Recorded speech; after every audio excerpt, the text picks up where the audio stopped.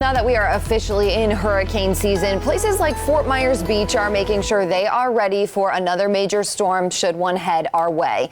Fox 4's John Barron is live on Fort Myers Beach this morning. And John, the emergency berm project is picking up speed. It's almost done, right?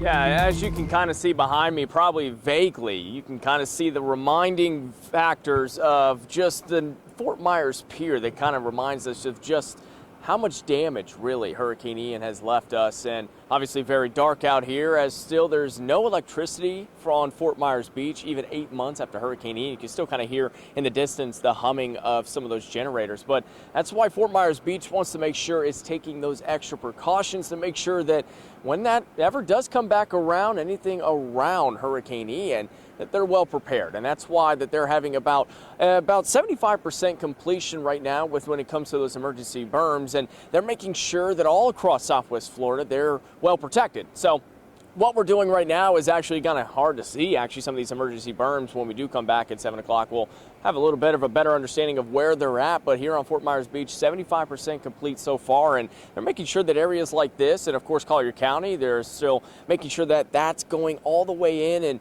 having that project continue on. And places like Marco Island also taking a factor. Really on Monday, they'll start their emergency berm project. But right now, areas like Collier County are expecting around 400,000 tons of sand for the project, as well as Fort Myers Beach. They're expecting about 123,000 tons of sand. They're already received about 116,000 tons. So the project, like I said, again, 75% complete. But we're seeing these emergency berms continue on throughout Southwest Florida, especially as hurricane season is just in its second day so far. But you know, what we're always making sure is that if it is an active one, that we are ready for that no matter what. So we're going to be taking a look up and down Fort Myers Beach and getting a chance to see if we can hear from some of the residents about making sure these extra precautions are ready, because as you can see, we're still feeling the effects here in Fort Myers Beach, just how dark it is still, as we're about an hour away from sunrise and still very dark out here because of no electricity even 8 months after Hurricane Ian. So we'll continue to give you guys a little bit more about that emergency berm project and